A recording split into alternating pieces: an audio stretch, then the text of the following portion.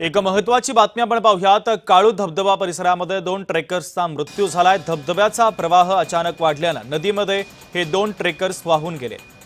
रमण, अन्नापुरी आणि पवन साठे अशी मृतांची नावे आहेत। 26 जुलैपर्यंत काळू धबधबा परिसरात पर्यटकांना बंदी घालण्यात आली आहे। पुणे आणि ठाणे जिल्ह्याच्या हद्दीवर असलेल्या काळू धबधब्याच्या परिसरामध्ये ट्रेकिंगसाठी आलेले 2 ट्रेकर्स वाहून गेल्याचं कळतंय। तर दोन्ही ट्रेकर्सचा धबधब्यातील पाण्यामध्ये प्रवाहामुळे काळू नदीमध्ये वाहून जाऊन मृत्यू झालेला आहे।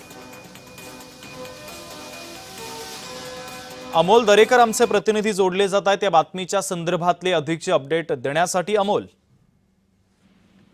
नक्की शुभम, आपण पाहतोय की आता पावसाळा सुरू झाला की जे ट्रॅकर्स असतात त्यांची खरं तर पावले या ठिकाणी माळशेज असेल, पुणे जिल्ह्याच्या सरहद्दीतील नाणेघाट असेल या परिसरात येत असतात। पुणे आणि ठाण्याच्या सरहद्दीवरती असणाऱ्या काळू धबधब्याची खरं तर मनमोहक दृश्य पाहून पर्यटक मोठ्या प्रमाणात त्या ठिकाणी आपला आनंद लुटण्यासाठी येत असतात। परंतु अचानक झालेल्या पावसांच्या सरीमुळे धबधब्याचा प्रवाहात वाढ झाली आणि या ठिकाणी 2 पर्यटक खरं तर ट्रॅकर्स हे खरं तर या ठिकाणी वाहून गेलेले आहे आणि अतिशय दुर्दैवी घटना म्हणावी लागेल। या घटनेमुळे खरं तर आता सध्या काळू धबधबा हा खरं तर 26 तारखेपर्यंत बंद करण्यात आलेला आहे। अशा परिस्थितीमध्ये पर्यटकांनी खरं तर अशा धोकादायक धबधब्यांच्या खाली जो आनंद लुटण्यासाठी जाऊ नये असं या ठिकाणी सांगण्यात आलेलं आहे। शुभम, अगदी अमोल, तुम्ही आमच्यासोबत असेच जोडलेले राहा, कारण पुढच्या देखील एका महत्त्वाच्या बातमी संदर्भातले अपडेट तुमच्याकडनं घ्यायचे आहे।